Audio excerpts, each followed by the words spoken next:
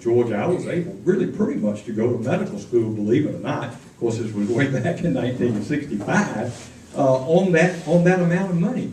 But the deal was that I either paid it back with interest upon graduation from medical school, or I went to a small town with a population of less than 15,000 in the state of Georgia and practiced there general medicine for 5 years.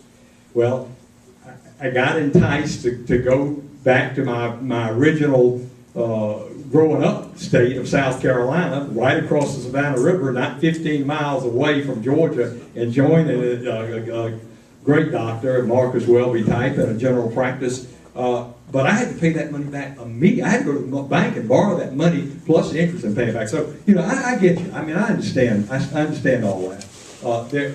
Prompt me on a couple. There was a payroll tax stuff that's gone nowhere. Yeah, I don't. Now the president enacted that, and I'm sure there will be some enthusiasm for continuing a little break on the payroll tax for another year. That hasn't come up yet for a vote, but certainly I would lean towards supporting. We got a question right here. Thank you, Congressman, for coming. But my question is actually to the seniors in this room. Are we going to let the Democrats frighten us to death so we vote for Obama?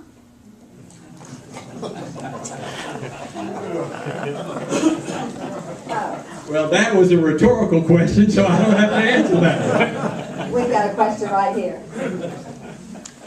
Hi, Congressman. My name's Alan Lee. I'd like to thank you for all the great work you're doing and the communication we get from your emails.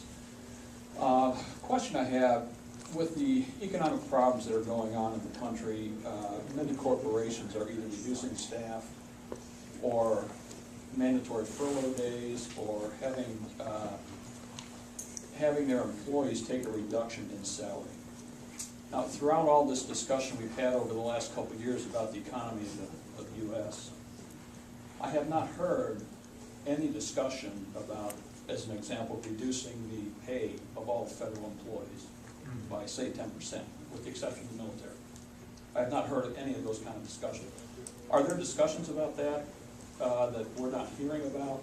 And if not, why not? Well, Al, actually, John, you all may be able to help me with this, but if not, in general, Al, the answer is yes. There have been a number of bills introduced to do just that, including cutting the pay of members of Congress.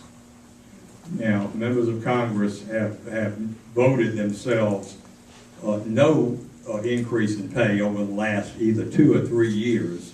It's been frozen. But what you're talking about is across the board cuts. And that has definitely been discussed and proposed. Nothing has passed yet.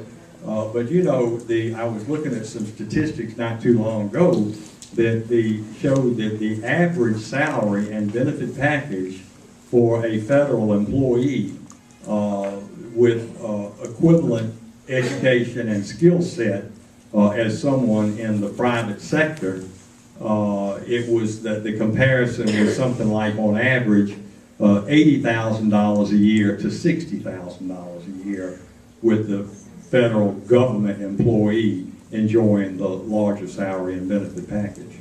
It is, you know, and they'll make an excuse and say, well, you know, you gotta enhance people to go to work for the government, you know, do this wonderful, compassionate, humane work to attract them away from the private sector. But that pendulum has gone way too far, way too far, and we cannot afford that. And so many of our federal employees are part of a union,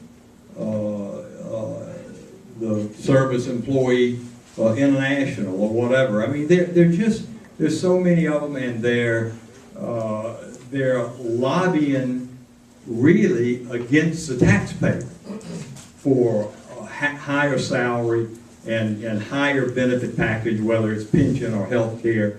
And that's what the whole situation was in the state of Wisconsin. It was all over that. And so I think you're going to see as we go forward more and more Wisconsin-like activity both at the state and national level.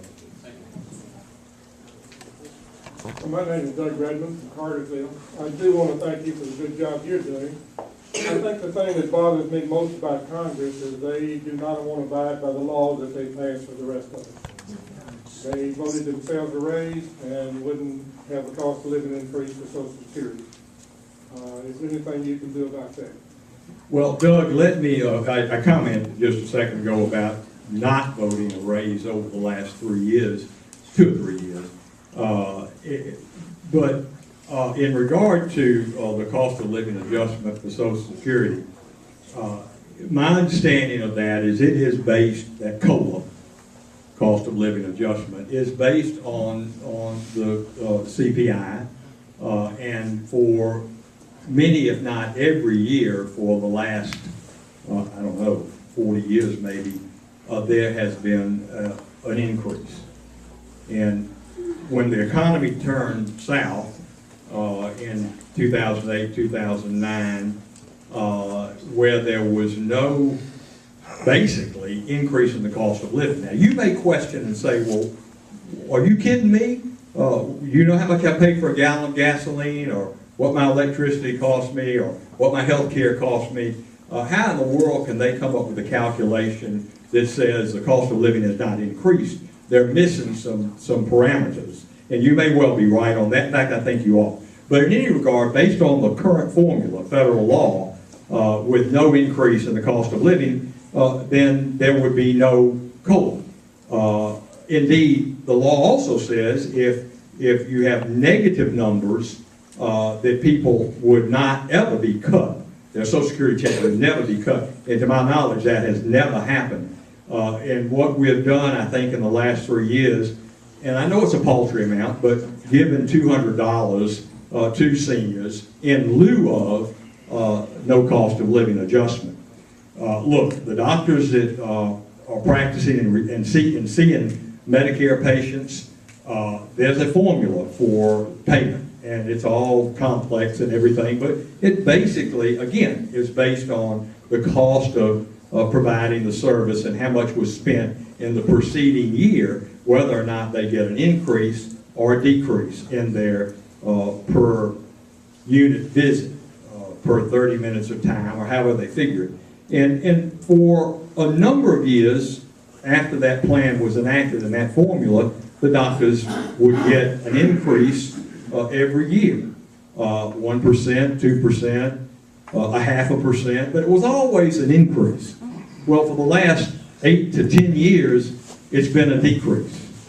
And Congress has come in because of a fear that the doctors would stop seeing Medicare patients and that we would have no one to go to for our health care, has mitigated those cuts by just simply enacting a law that says, no, that cut will not go into effect, and not only will we not cut them, but we're going to increase them a little bit. Well, we've done that for something like 8 years, and now all that cost in the aggregate is up to about $300 billion that you might say of overpayments. The doctors certainly wouldn't say that. So these are formula driven, and some of these formulas are very flawed, but that's the explanation in regard to the COLA as best I can give it to you. Well, I think you missed my point on that. It's not that we didn't get a cost of living increase. It's that Congress increased their pay. And they would not abide with the same health care program that they promoted for the rest of, passed for the rest of us. Yeah, well, I want to, yeah, and you and I are not arguing on this because I think we're on the same page. I think so. When Obamacare was enacted, or the Patient Protection Affordable Care Act, I was in opposition to it, and I thought, well, if you're going to make us, if you're going to force this on us, then make members of Congress about